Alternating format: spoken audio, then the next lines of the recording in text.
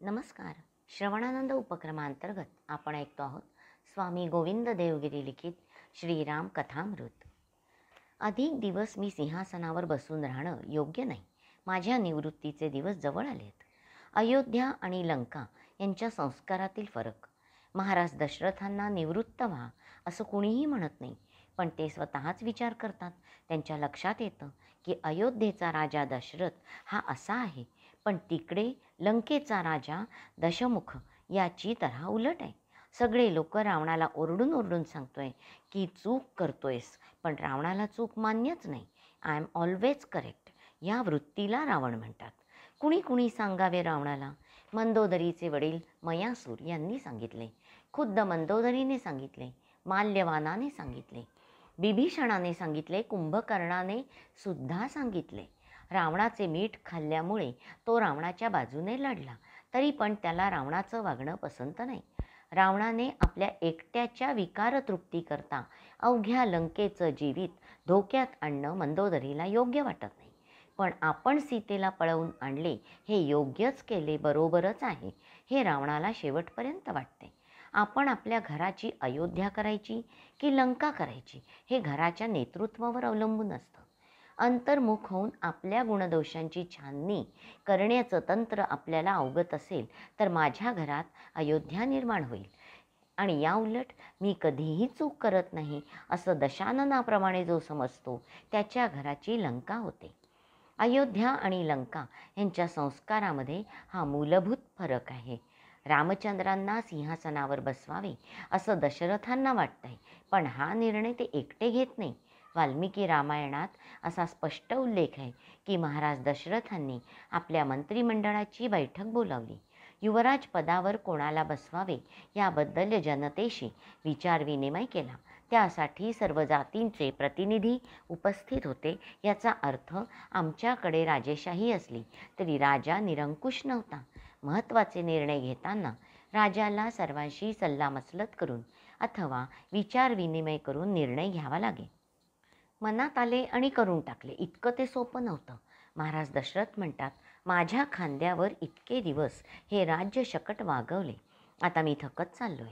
तेव्हा आता राज्याचा उत्तराधिकारी कोण असावा याचा विचार आपण करायचा आहे. सर्वांच्या मुखातून एका रामचंद्रांचे नाव येते. तेव्हा महाराज दशरथ म्हणाले, मी देखील रामाच्या नावाचा विचार करतोय. दशरथांचे हे वाक्य ऐकताच मंत्रिमंडळातले लोक उठून नाचू लागले. अयोध्येचे लोक अशी अमर्यादा कधीच करत नाही, पण आज अतिशय उत्साह त्यांच्यामध्ये दाटला. महाराज दशरथांनी एक कोपरखळी देखील मारली. ते विचारतात, रामाला युवराज पदावर बसवणार असं सांगितल्यावर तुम्ही लोक इतके आनंदून गेलात, याचा अर्थ मी नकोसा झालोय की काय? तेव्हा मंत्रिमंडळ म्हणते, नाही महाराज, तुमच्या राज्यात सगळी जनता सुखी आहे. तुम्ही आम्हाला हवे आहात. पण एक गोष्ट सांगावीशी वाटते, जितके उत्तम राज्य तुम्ही केले, तुमच्या पूर्वजांनी केले, त्याहून आमचा राम सरस राज्य करेल याबद्दल आमच्यात शंका नाही. मंत्रिमंडळाचे हे मत ऐकून महाराज दशरथांच्या नेत्रातून आसवांच्या धारा वाहू लागल्या. मंत्रिमंडळ परिपक्व आहे. त्यांना रामाबद्दल विश्वास वाटणं आणि सोमाजी गोमाजींना विश्वास वाटणं यात फरक आहे. सर्वांनी मिळून अतिशय आनंदाने युवराजपदासाठी रामांना सहमती दिली. वसिष्ठ मुनींची सहमती याच्यासाठी की मंत्रिमंडळाने जे ठरवले त्याला ऋषीमंडळाची मान्यता हवी. अलीकडच्या भाषेत सांगायचं झाल्यास, एकदा ठराव नुसता लोकसभेत मान्य होऊन चालत नाही, तर तो राज्यसभेतही मंजूर व्हावा लागतो. अयोध्येची राज्यसभा ही अनेक श्रेष्ठ ऋषींनी बनली आहे. या ठिकाणी एक गोष्ट लक्षात घेण्यासारखी आहे. जर ऋषीमंडळाला अथवा मंत्रिमंडळाला युवराज पात्र वाटत नसेल तर राजाला आपल्या मुलाचा राज्याभिषेक करता येत नव्हता. महाभारत काळात असेच घडले. शंतनू धाकटाय, देवापी मोठा आहे. देवापीचा राज्याभिषेक करावा असं राजाची इच्छा आहे. प्रजेने देवापीला नाकारले. प्रजेने सांगितले, आम्हाला शंतनू हवाय, देवापी नको. राज्यव्यवस्था ही अशी होती. वाल्मिकी रामायणात वसिष्ठांनी आणि मंत्रिमंडळाने केवळ अनुमती दिली, आनंद व्यक्त केला एवढंच नव्हे, तर संसदेतील लोकांनी रामचंद्रांचे विलक्षण गुणवर्णन केले. संसदेतील लोक सांगतात, महाराज, लोकांची दुःख ऐकून त्यांच्या नेत्रातून उघळणारे अश्रू आम्ही पाहिलेत. अतीव सुंदर वर्णन प्रभूंच्या गुणांचे केलेत. महाराज दशरथांचा विचार ऐकून मंत्रीगणांचे अंतःकरण भरून आले. महाराज दशरथ विचारतात, राज्याभिषेक केव्हा करावा? तुम्ही सांगाल तेव्हा महाराज, असं संसद म्हणते. महाराज दशरथ म्हणतात, उद्या पुष्य नक्षत्र आहे. आपण पुष्यावरच रामांचा राज्याभिषेक करूया. फक्त पंचायत इतकीच की राज्याभिषेकाच्या सामानाची जी यादी आहे ती सगळेच्या सगळे पदार्थ आजच्या आज गोळा करावे लागतील. मंत्रीगण म्हणतात, महाराज त्याची चिंता तुम्ही करू नका. अयोध्या संपन्न राजधानी आहे. सगळ्या गोष्टी येथे उपलब्ध आहे. दुरून आणायच्या वस्तूंमध्ये फक्त सप्तसागरांचे जल पाहिजे. आपल्या देवमंदिरातील पूजेकरता ते नेहमीच लागते, त्यामुळे ते देखील मंदिरात उपलब्ध आहे. त्यामुळे तुम्ही जेव्हा आज्ञा कराल त्यावेळी रामांचा राज्याभिषेक करू शकू. महाराज दशरथ म्हणतात, जर तयारी तुम्ही करत असाल तर उद्याच राज्याभिषेक करून घ्यावा असं म्हणतो. राज्याभिषेकाची एवढी घाई का? या ठिकाणी माझ्या मनात 2 प्रश्न उभे राहतात. महाराज दशरथांना असे का वाटत नाही की आपण भरत, शत्रुघ्न ह्या आपल्या 2 मुलांसाठी थांबावे? ते दोघेजण आजोळी गेलेत हे आपण यापूर्वी पाहिले. मग राज्याभिषेकाची एवढी घाई करण्याचं कारण काय? खरं म्हणजे महाराज दशरथांनी या ठिकाणी आज्ञा द्यायला हवी होती, माझ्या 2ही मुलांना बोलवा. आपण असे करतो की नाही? आपल्या कुटुंबामध्ये लग्न कार्य अथवा काही साखरपुडा असेल, माणूस प्रथम या गोष्टीचा विचार करतो की माझे सगळे भाऊ येऊ शकतील की नाही. तर ठरवताना आपण हे बघतो की आपल्या सगळ्या बहिणी पोचू शकतील की नाही. आपल्या 2 मुलांना दूर ठेवून राज्याभिषेकाचे हे काम उरकून घ्यावे असे महाराज दशरथांना का वाटते? अलीकडच्या भाषेत सांगू का? राजकारणात जेव्हा शपथविधीची घाई होते तेव्हा संशयाची पाल चुकचुकते. एकदा शपथविधी होऊन जाऊ द्या, मग भांडण नंतर पाहत बसू. उद्याच राज्याभिषेक करू असं दशरथ त्यासाठी म्हणतात. याचा अर्थ त्यांना कशाची तरी भीती वाटते. नंतर केल्यास काही संकट येईल अशी पाल चुकते आहे का? प्रभूंचा हा राज्याभिषेक इतक्या लवकर उरकणे दशरथांचे कारस्थान आहे का? दुसरा प्रश्न असा की या कारस्थानामध्ये मोठा मुलगा श्रीराम हा देखील सहभागी आहे का? निदान प्रभू रामचंद्रांनी महाराजांना सांगायला नको का की भरत शत्रुघ्नांना येऊ द्या, रामांचे एवढे बंधुप्रेम आहे. मग राज्याभिषेकासमयी रामांना त्यांची आठवण का होऊ नये? हे सगळे प्रश्न नंतर कैकेयीने उपस्थित केले. या प्रश्नांची उत्तरं शोधण्याकरता महर्षी वाल्मिकींचे रामायण वाचणे अनिवार्य आहे. अन्य कुठल्याही रामकथेत याची उत्तरे नाहीत. संशय यावा अशी स्थिती आहे. कैकेयीने पुढे विचारले, तुम्हाला जर रामांचा राज्याभिषेकच करायचा होता तर माझ्या भरताला का येऊ दिलं नाही? एक 10-15 दिवस थांबल्याने काय बिघडणार होते? रामचंद्र देखील गप्प बसतात. तेव्हा जरूर दाल में कुछ काला है असं वाटू लागतं. तसा विचार केल्यास राम आणि भरत या दोघांच्या जन्मामध्ये फक्त 18 तासांचे अंतर आहे. नवमीच्या दिवशी दुपारी 12 वाजता भगवान रामचंद्रांचा अवतार आहे. दशमीच्या सूर्योदयाला भरतांचा जन्म आहे.